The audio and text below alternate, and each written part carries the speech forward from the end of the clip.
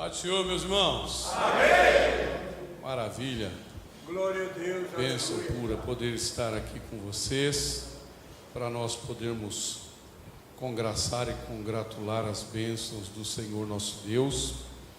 Eu sinto-me imensamente honrado e feliz por esta oportunidade de, nesta ocasião, poder celebrar um culto ao Senhor juntamente com a Unimadec. Aleluia. Eu dizia aos nossos irmãos ali na Cota 200 ontem que já há alguns dias eu desejava estar aqui participando dos cultos, desde quando eu regressei ao ministério, principalmente depois que nós mudamos para Cubatão, mas por ocasião das agendas não fora possível, e hoje eu estava decidido a vir, independente de convite. Quando foi durante a semana, o pastor Marcos Gouveia nos lançou o convite para podermos estar aqui ministrando a palavra de Deus. Glória a Deus, aleluia. Muito obrigado pela confiança. O pastor Marcos é um amigo de longa data, tive o privilégio de ser vizinho dele por um ano, né? Isso foi lá em 2001, anteontem. Aleluia. Faz alguns dias já, né? E o Senhor, por sua bondade, graça e misericórdia, nos permitiu manter bom relacionamento com os nossos irmãos, e aqui nós estamos para glorificar o Senhor na beleza da sua santidade. Queridos irmãos, eu sei que a palavra de Deus tem sido ministrada aos nossos corações por meio dos louvores e por boca aqui do Felipe. Que Deus abençoe, Deus continue te usando, viu, Felipe?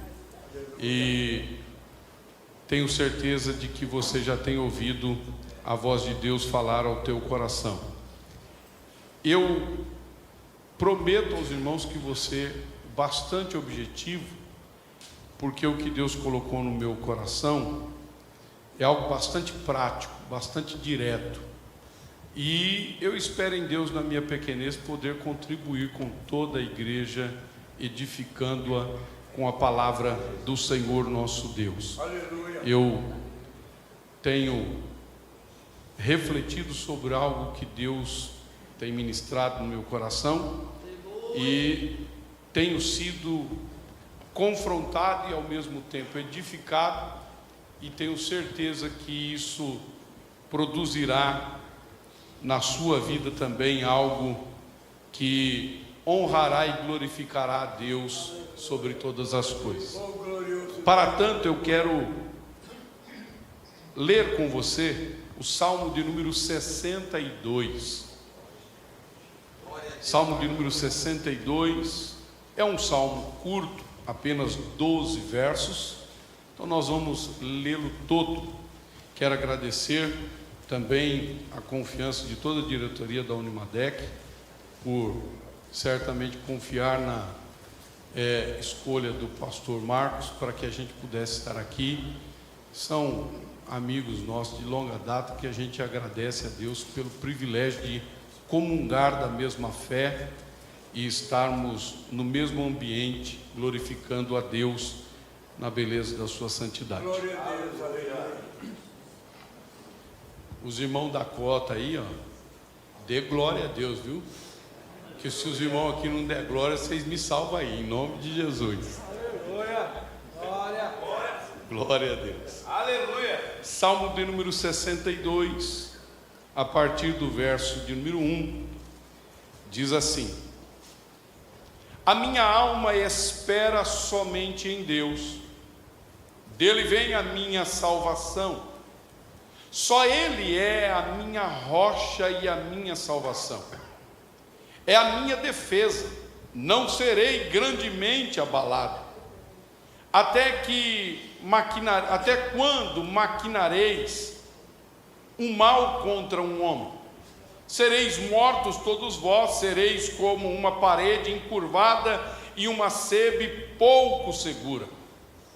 eles somente consultam como o hão de derribar de sua excelência. Deleitam-se em mentiras. Com a boca bendizem, mas no seu interior maldizem. Ó minha alma, espera somente em Deus. Ó minha alma, espera somente em Deus, porque dele vem a minha esperança. Só Ele é a minha rocha e a minha salvação. É a minha defesa, não serei abalado. Em Deus está a minha salvação e a minha glória. A rocha da minha fortaleza e o meu refúgio estão em Deus. Confiai nele, ó povo, em todos os tempos. Derramai perante ele o vosso coração. Deus é o nosso refúgio. Certamente que os homens de classe baixa são vaidade, e os homens de ordem elevada são mentira. Pesados em balanças, eles juntos são mais leves do que a vaidade. Não confieis na opressão, nem vos desvaneçais na rapina. Se as vossas riquezas aumentam, não ponhais nelas o coração. Uma coisa disse Deus 2 vezes ao ouvir, que o poder pertence a Deus. A ti também, Senhor, pertence a misericórdia, pois retribuirás a cada um segundo a sua obra. Glória a Deus. Amém. Aleluia. Oh, Pai, somos gratos ao Senhor, Pai. Aleluia. Este salmo é extremamente poderoso em sua declaração. Glória a Deus, aleluia. Glória a Deus. E de tudo aquilo que nós acabamos de ler, eu quero refletir com vocês o verso de número 8. E esse verso de número 8 é o grande desafio que Deus me fez pensar, meditar, ser por Ele confrontado, em que a declaração do salmista diz: confiai nele, ó povo, em todos os tempos.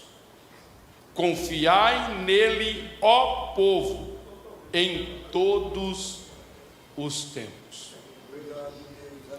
Queridos irmãos, nós sabemos que se alguém quer ter um bom relacionamento, um relacionamento saudável, se alguém deseja viver um relacionamento duradouro, é preciso, é necessário, é factível, é inevitável haver confiança. Confiança é algo vital nas relações. Por isso, confiança é algo tão importante, pastor Moisés, que nós ouvimos, aprendemos, aplicamos e ensinamos a outros. Confiança não se impõe, assim como respeito se conquista. A confiança, ela é fruto, produto de demonstrações pelas quais gera na outra ou nas outras pessoas segurança. Confiança é algo extremamente importante para as relações. Como, por bondade de Deus, há mais de 15 anos, minha esposa e eu ministramos para casais. Uma das coisas que nós sempre dizemos aos casais, em encontros e aconselhamentos, que o amor, ele é importante e ele é a base, mas se não tiver confiança, o amor não sustenta, o amor não dá paz e segurança à relação entre duas pessoas. E a confiança ela é fundamental. Portanto, quando nós nos deparamos com esta declaração do salmista no meio do salmo, esta declaração ela está envolta de inúmeros desafios, posto que este salmo é um salmo que denota o quão Deus é importante para o salmista, o quão Deus é significativamente importante para a continuidade da sua jornada, da sua história e das suas responsabilidades a Ele outorgadas. Aleluia. Quando nós estudamos os salmos, os livros dos salmos, obviamente eles não surgem do nada. Há sempre um motivo pelo qual ele é escrito. Há sempre uma razão por qual o salmo ele é produzido, ele é declamado. E obviamente essas declamações, essas produções poéticas, elas perpassam por momentos específicos em que os seus autores, ou os poetas propriamente dito, então inspirados aqui no caso da Bíblia, pelo Espírito Santo, eles declamam e então declaram e exprimem, demonstram a sua fé, a sua devoção, a sua confiança, ou o seu aprendizado, ou o que eles podem ensinar com tudo o que estão vivendo, porque há salmos didáticos, isto é, salmos que instruem, que ensinam as novas gerações, que ensinam os povos, salmos que louvam a Deus pelas suas ações, pelas suas atitudes benevolentes, salmos em que reconhece a graça de Deus, de modo a ser agradecido em todo o seu relacionamento com Deus, salmos em que há também pedidos de vingança acerca dos muitos inimigos que são aqueles que os perseguem, o povo de Deus, para tirá-los daquilo que Deus assim havia provido a eles. Então os salmos, eles têm contextos históricos que nos instruem demais. Há sim também outros salmos dos quais o contexto em si não são definidos ou não são conhecidos, e então fica para nós as lições dos sentimentos expressos e as declarações de fé dos salmistas. E o salmo em questão, o salmo de número 62, é um salmo que tem um pano de fundo histórico incerto, porém com uma obviedade. Qual é a obviedade? É um salmo que exprime uma crise, é um salmo que demonstra um momento de adversidade. Aí os historiadores vão dizer que este salmo ele está ligado a um dos dois eventos mais peculiares da vida de Davi. O primeiro este salmo pode ter sido produzido quando Davi, ele levantado por Deus e sendo ovacionado, reconhecido pelo povo, agora passa a ser odiado e perseguido pelo rei Saul, de modo que ele tem que se afugentar, e então ele vai para a caverna de Adulão, e lá então ele começa a viver uma vida marginalizada por conta do risco iminente de morte em que ele corria pela perseguição do rei Saul. Em contrapartida, há alguns que acreditam que este salmo está relacionado já ao reinado de Davi, num ponto alto e crítico, em que o seu filho Absalão se revolta contra o seu próprio pai, rouba o coração do povo com mentiras e enganos, porque é o que mais dá margem à interpretação escriturística, pelo que ele declara nos versículos primários desse texto, falando sobre mentira, falando sobre tentar tirar ele do lugar em que Deus já o havia colocado e coisas do gênero. E então ele tem que fugir de Jerusalém, ele tem que correr e se afugentar, e então ele sai com alguns dos seus valentes, os conhecidos valentes de Davi, a fim de que ele poupasse a sua vida. Por quê? Porque em alguns momentos da vida, nós como homens de Deus, nós como crentes em Jesus, teremos que ter discernimento, que nem sempre é para resistir, às vezes é para fugir. Nem sempre é para a gente enfrentar, às vezes é para a gente se esconder, para que Deus possa fazer por nós o que nós não podemos fazer.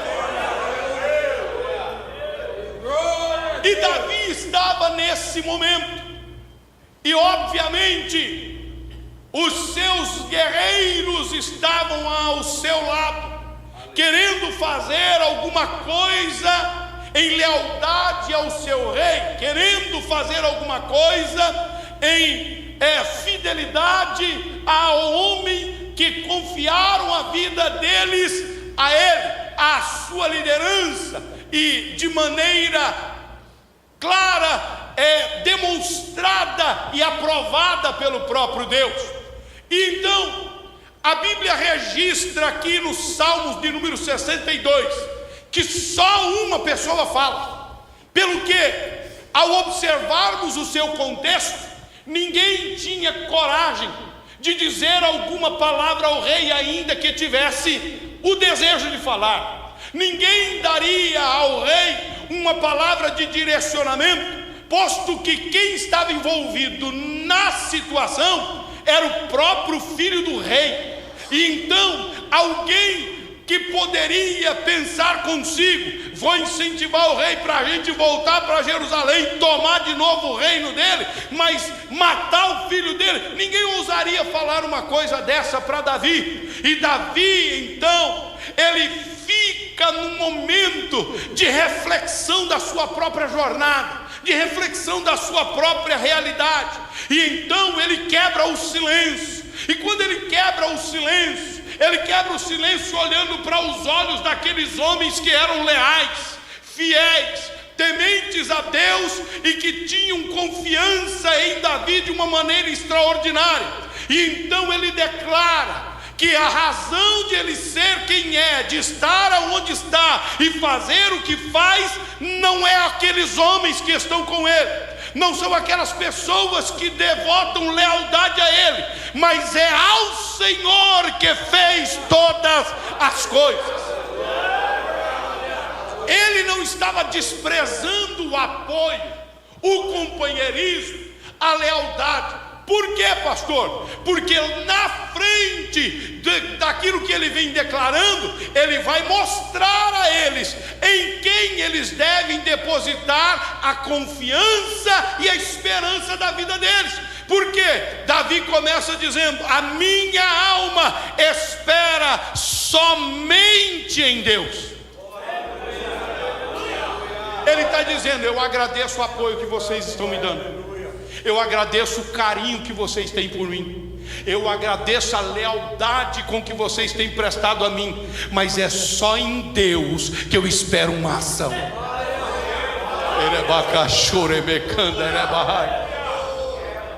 Às vezes, meus irmãos, precisamos aprender a confiar em Deus, apesar dos apoiadores, apesar de sabermos que temos muita gente boa, leal, sincera e de grande potencial ao nosso lado para nos ajudar, mas ter a certeza que se Deus não der a última palavra, nada vai para frente.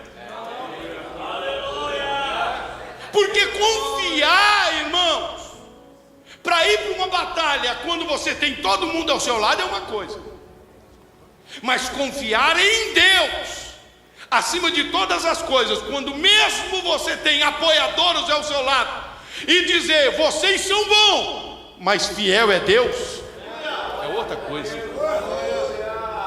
é outra realidade. E era isso que Davi estava dizendo: a minha alma espera somente em Deus, dele vem a minha salvação. Ou seja, eu não estou menosprezando a capacidade de vocês guerrearem pela nossa causa. Eu não estou menosprezando a condição de vocês se levantarem ferozmente, habilmente, com uma força extraordinária e guerrear por aquilo que tomaram da gente. Mas nada disso se dará certo se Deus não colocar as mãos.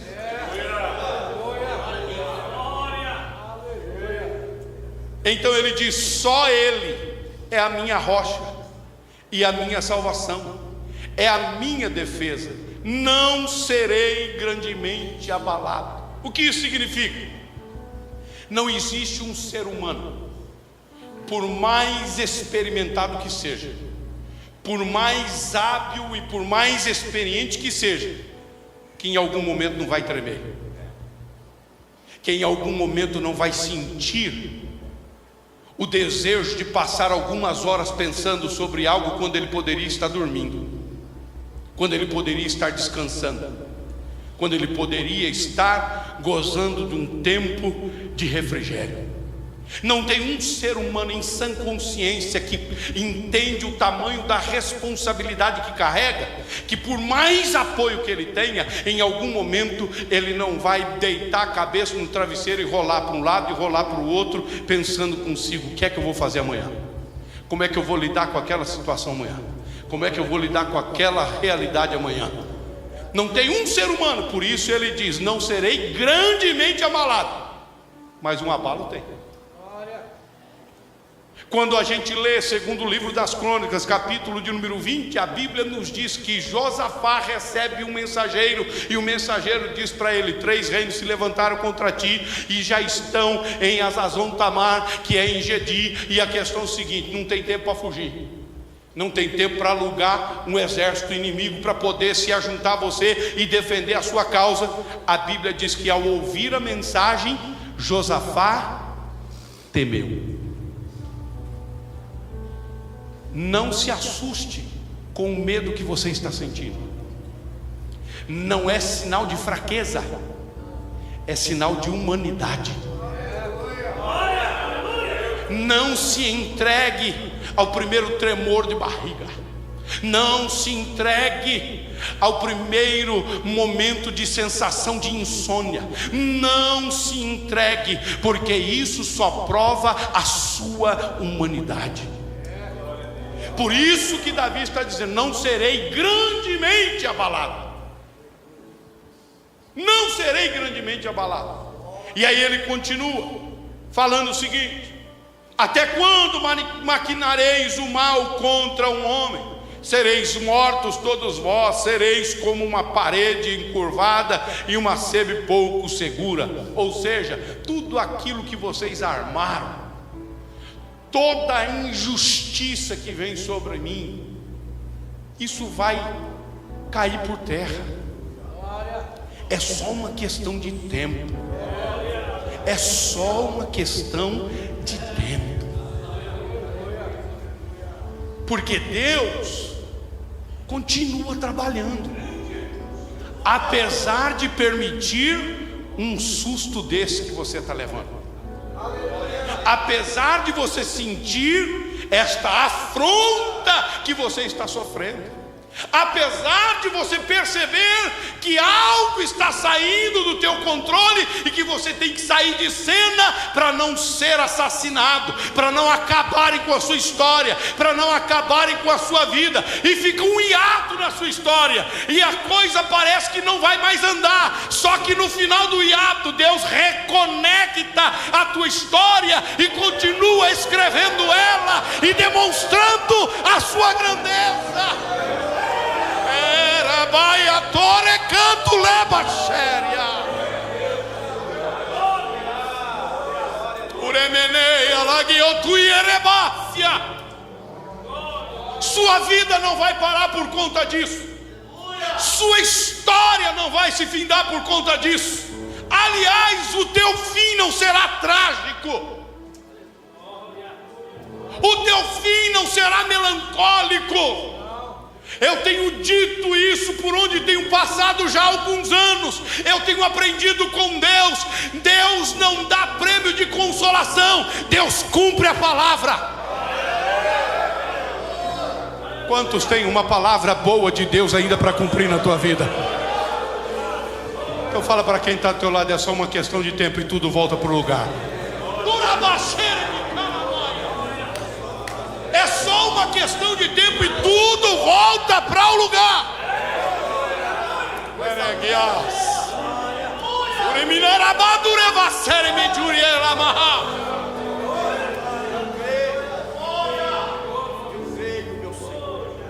O salmista mostra a intenção dos que intentam contra ele, somente consultam como hão de derribar da sua excelência. Ele entendia a importância que ele exercia no ambiente em que ele estava. Você sabe o quão importante a sua pessoa é. Você sabe quão relevante é o que você faz, o que você representa. E é isso que eles querem.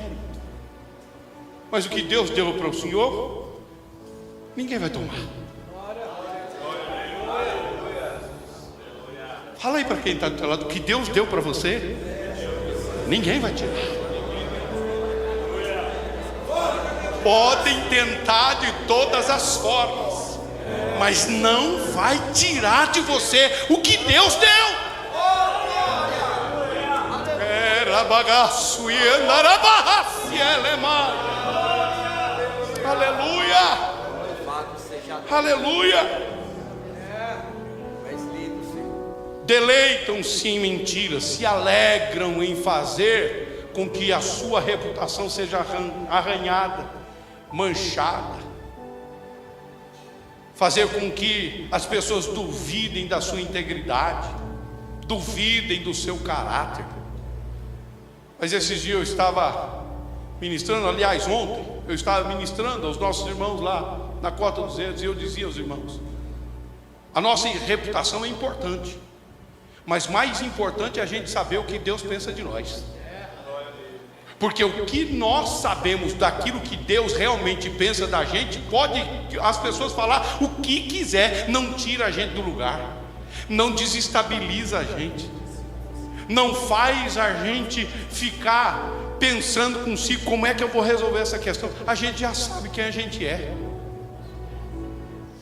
O infeliz do Satanás chegou para Jesus e quis modificar a sua identidade e falou para ele: se tu és o Filho de Deus, se você tem certeza mesmo que você é quem diz ser, pula daqui da montanha, os anjos serão dados a ordem a eles para que você não tropece com teu pé em pedra. E Jesus olhou para ele: meu filho, eu sei quem eu sou, e está escrito: não tentará o Senhor teu Deus. Tu não vem querer botar a banca aqui não, que eu sei quem eu sou, e eu sei pelo que eu vivo, eu sei qual é a direção da minha vida, eu sei quem me orienta.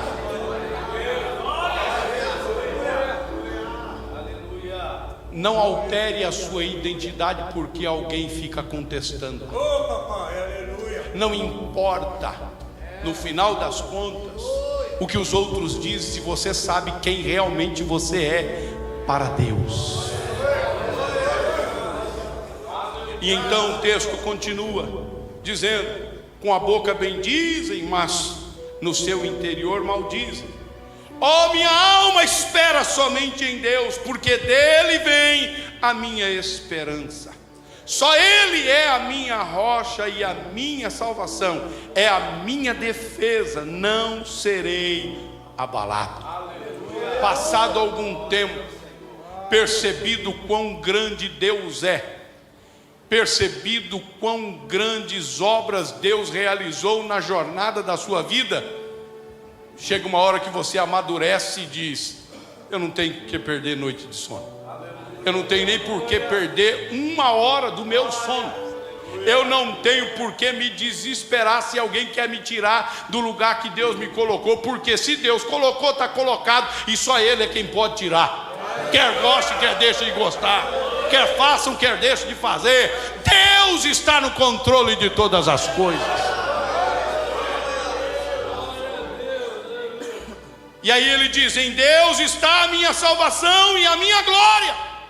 Ou seja, a minha honra vem de Deus. Vem de Deus. Glória. Como quem está dizendo: eu não me iludo com tapinha nas costas. Eu não me iludo com paparicações. Eu não me iludo com gente que se aproxima com segundas intenções. Eu não preciso de elogios, massageamento e ego, porque eu sou de Deus e Deus é quem cuida de mim.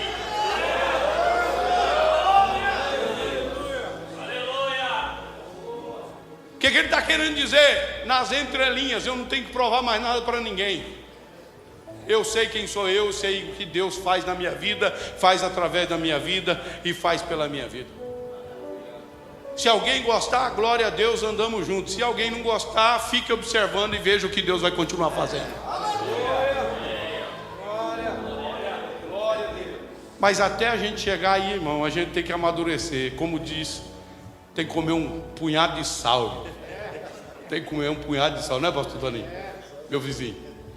É um punhado de sal. Até a gente aprender, a gente vai tendo experiências para a gente entender quem realmente nós somos para Deus, a fim de que a gente entenda que a gente tem que fazer tudo exatamente para Deus e sob a aprovação de Deus. Aí, irmão, o resto deixa que Ele cuida. O resto deixa que Ele toma conta.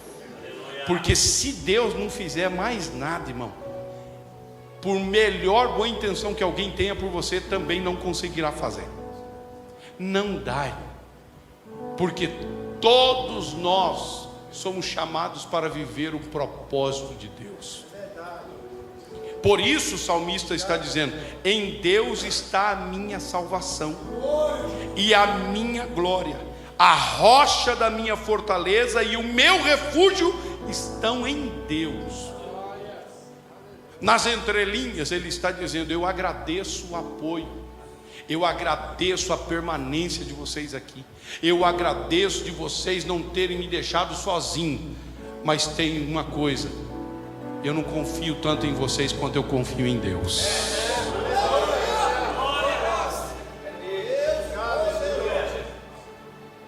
Eu respeito cada ato de lealdade, mas é em Deus que eu confio. Como disse o pastor Toninho, somos dependentes de Deus. Pergunta para quem está ao teu lado: você depende de quem mesmo?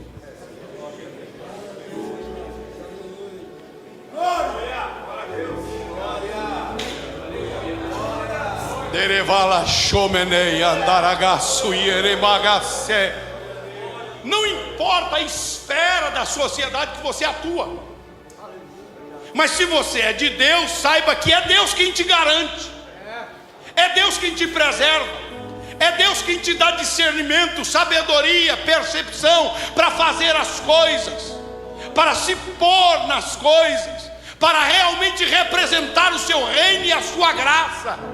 É Deus, não são as pessoas. Deus usa um, Deus usa outros para te ajudar, mas chega uma hora que mais ninguém é relevante, porque não, Deus está menosprezando-os, mas Deus vai provar que Ele é Senhor da história, Senhor da tua vida, para ninguém levantar o dedo e dizer: se não fosse eu ajudar, se não fosse eu fazer, se não fosse eu indicar. Aí as pessoas vão olhar e dizer: como é que você chegou? Foi quem que te indicou? Não, foi Deus quem fez, foi Deus quem levantou, foi Deus quem livrou, foi Deus quem te consolidou a obra.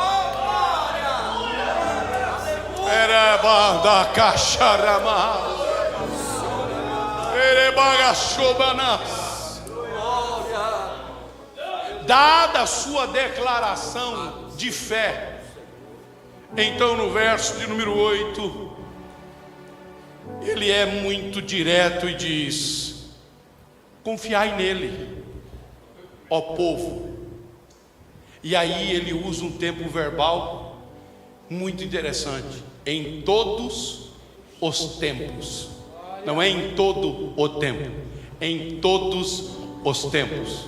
O que isso quer dizer, pastor? Isso nos remete às etapas da vida.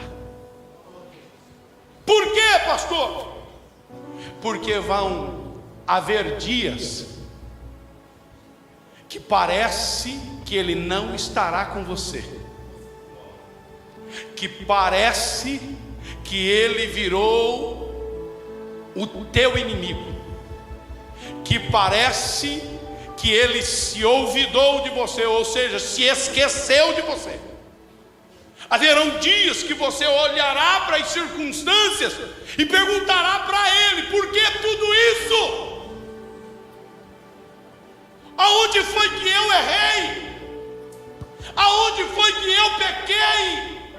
Aonde foi que eu negligenciei? E ele vai ficar em silêncio.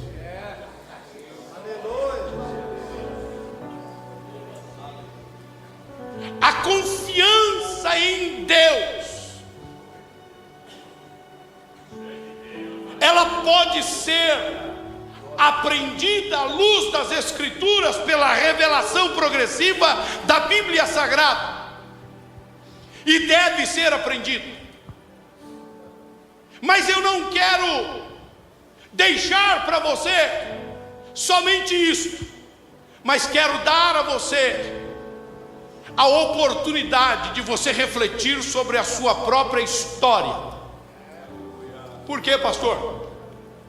Se confiança é uma coisa que se conquista, a sua história prova o quanto Deus é confiável. Aleluia. Obrigado, Senhor. Aleluia. Quem era você? Qual é a sua história antes dele e depois dele? De onde foi que ele te tirou? Qual era a condição em que você vivia?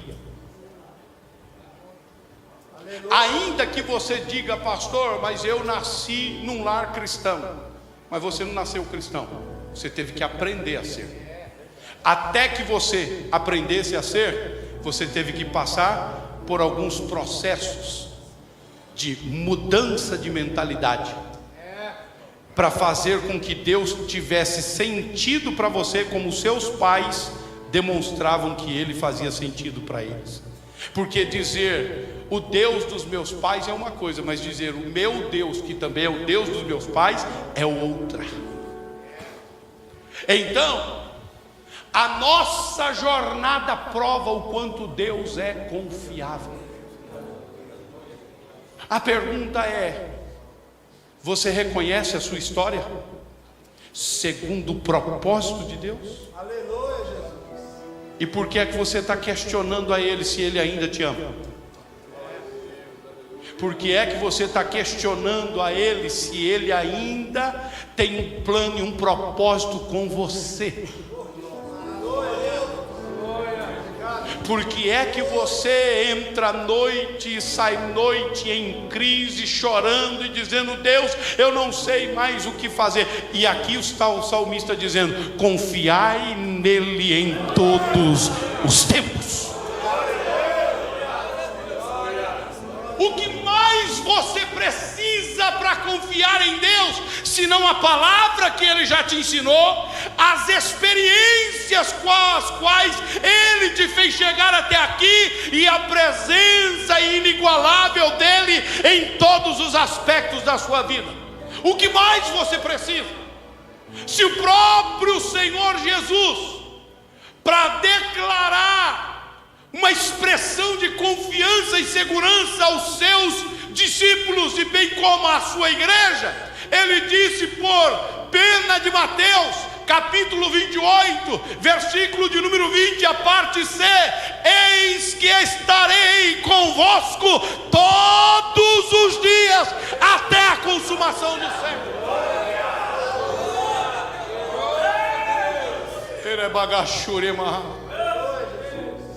Por que pensar que Deus só está quando eu estou ganhando? Por que pensar que Deus só está quando está dando certo as coisas?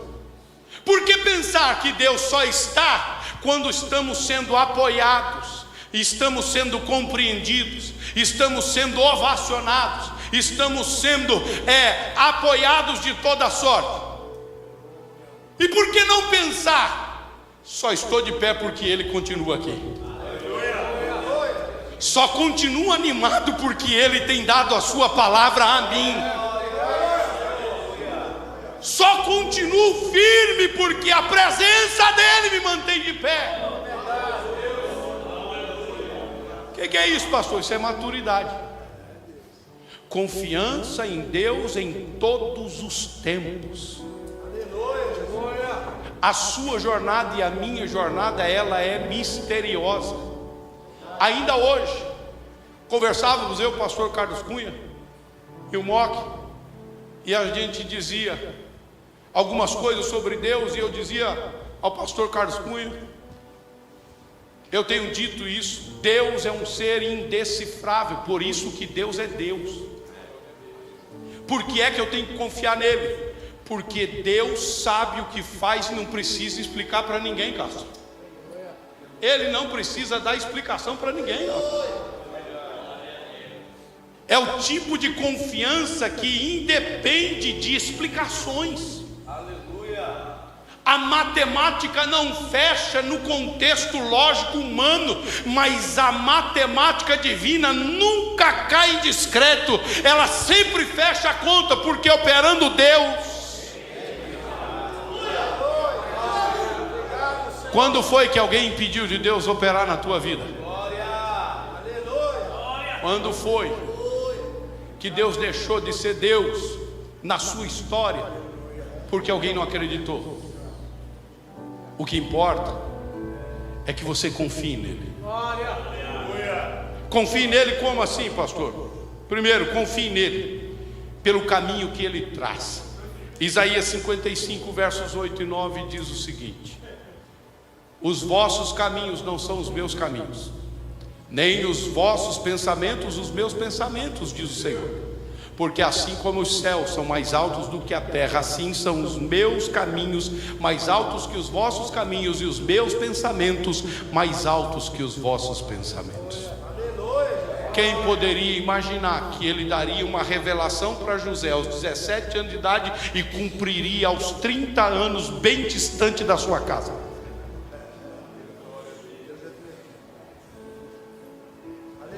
Quem poderia imaginar?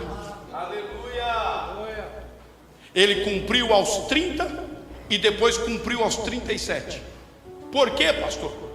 Porque José, quando recebe os seus irmãos, já tinha passado 21 anos de quando tudo havia acontecido. Quem é que pode explicar essas coisas?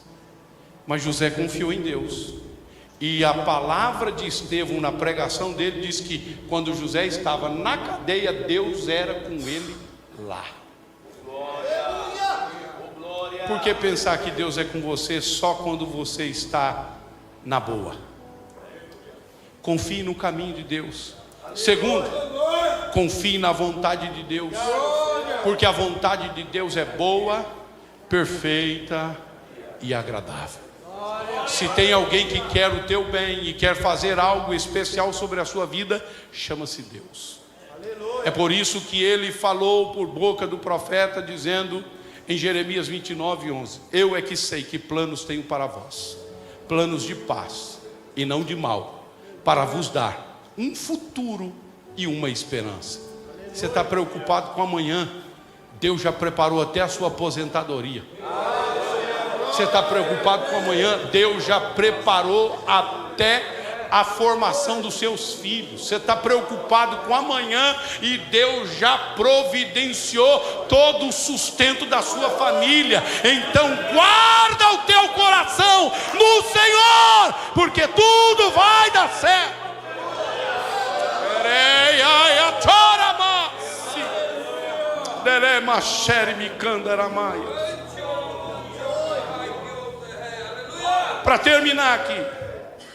Para terminar aqui,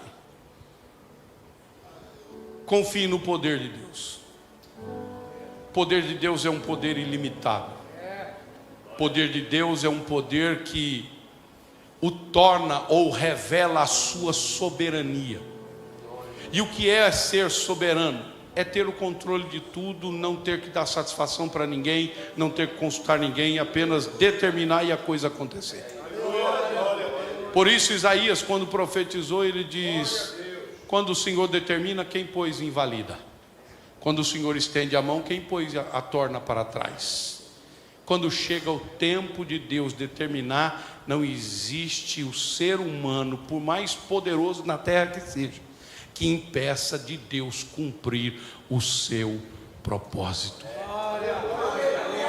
Por isso, confie nele em todos os tempos. Há um tempo para todo propósito. Há um tempo para todas as coisas debaixo do céu. Deus está trabalhando. Levanta a tua cabeça. Você é um homem escolhido por Deus. Você é alguém importante para a tua casa, para a tua esposa, para os teus filhos, para a tua família, para a tua igreja, para este grupo de homens. Você é importante. Confie em Deus e demonstre o quanto vale a pena confiar nele. Não afrouxe as mãos. Não trema as pernas. Não se entregue, não se renda. Apenas se coloque no altar e diga: Deus, eis-me aqui. Eis-me aqui. Eis-me aqui. Levanta a tua cabeça, porque a sua história não acaba aqui. Levante a tua cabeça, porque nesta noite, sob uma palavra profética que eu recebi de Deus, Ele fecha esse ato da sua história, que parecia que nada mais ia acontecer, e Ele reconecta ao caminho. Deus vai reconectar o teu caminho. Aguarde um sinal da parte de Deus. Algo extraordinário vai acontecer, e você vai voltar a produzir, a crescer, a avançar, a ser relevante, e vão reconhecer os seus valores outra vez. Por quê, pastor? Porque operando Deus, quem impedirá? Se coloque de pé, eu quero orar com você.